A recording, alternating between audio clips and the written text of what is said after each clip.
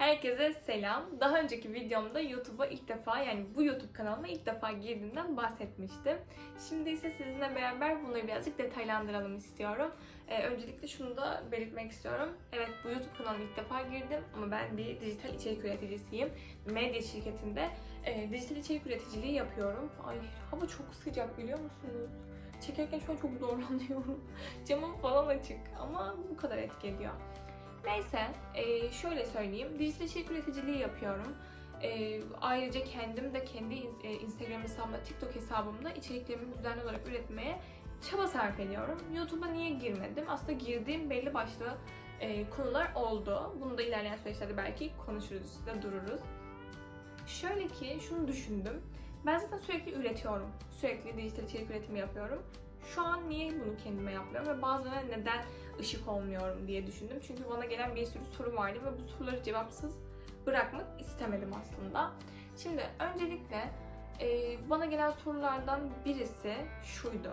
Halkla ilişkiler ve tanıtım okumak nasıl, iletişim fakültesinde okumak nasıl, nelere dikkat etmeliyiz gibi sorulardı bunlar.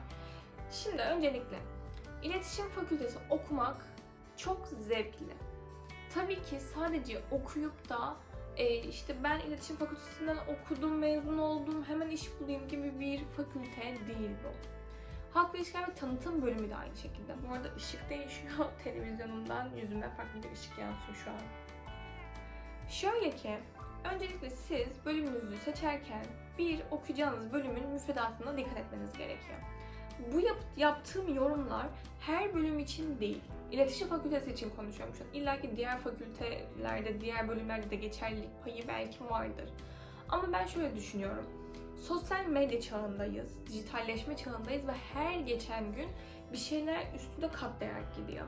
Ben eğitimimi görürken sosyal medya ile beraber bütünleşmiştik ve artık influencer derslerde görmeye başlamıştık.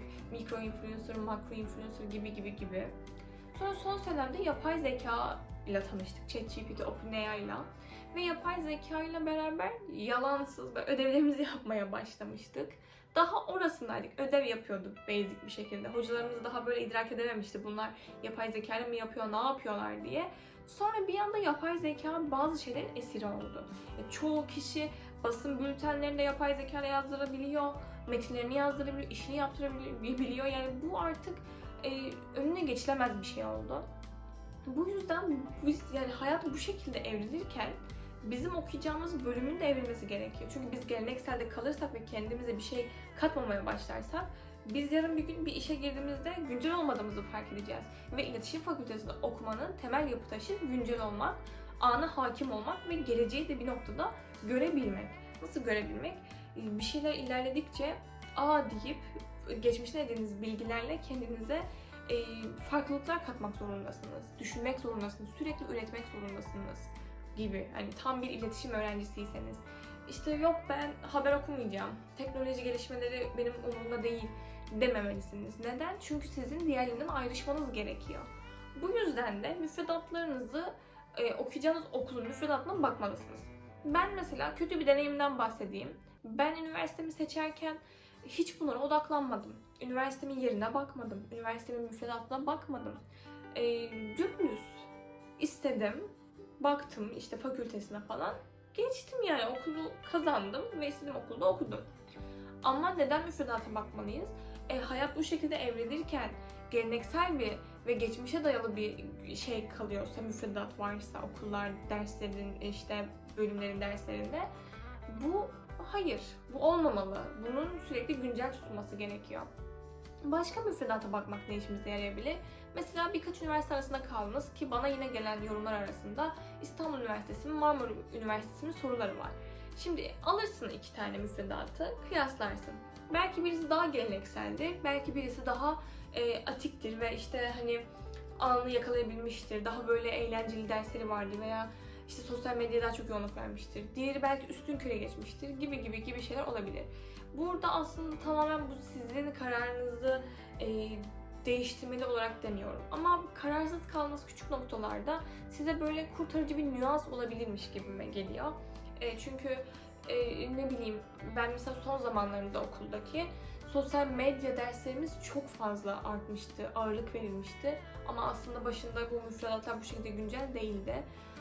Zaman içerisinde de aslında okulların da kendi müfredatlarını güncel tutmaları gerekiyor diye düşünüyorum. İlerleyen videolarımda sizlerle beraber bana en çok sorulan Marmara Üniversitesi ve İstanbul Üniversitesi'ndeki Halkla İlişkiler ve Tanıtım bölümünün müfredatlarını böyle inceleyelim, konuşalım istiyorum.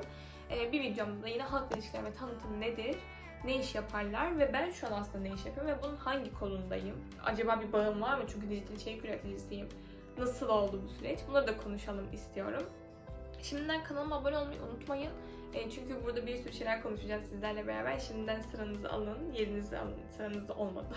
Yerinizi alın ki sizlerle beraber böyle ilerleyebilelim. Sorularınızı benimle paylaşmayı unutmayın. Çünkü farkındaysanız zaten sizin sorularınız benim için çok önemli. Ve bu soruları cevaplamak için de can atıyorum. Biraz da bu videoları çekerken aksilikler yaşadım. Mikrofonum çalışmadı, bozuldu mu anlamadım. Meğersem şarjı bitmiş. Yine de yılmadım. Aslında bugün çok yorgundum bu videoyu çekmeden önce. Çünkü işten geldim, yemek yaptım. Bugün çok yoğun bir gün geçirmiştim. Dedim ki hayır, bunu yapacaksın, artık ertelemek yok. Eğer siz de bu videoyu izliyorsanız zaten ve ertelediğiniz bir şey varsa ne olur azimlenin ve onu bu videodan aldığınız bir ilham olsun size. Bir şeyi yapın. Çünkü ben gerçekten bu yorgunlukla burada bunu yaptım. Kendimle gurur duyuyorum.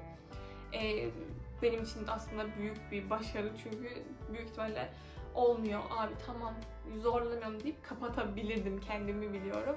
Ama bu yaptığım şey şu anki YouTube kanalıma çok hevesliyim. Bu yüzden de benim bu motivasyon kaynağım oldu. Şimdilik benden bu kadar. Diğer videolarda görüşmek üzere.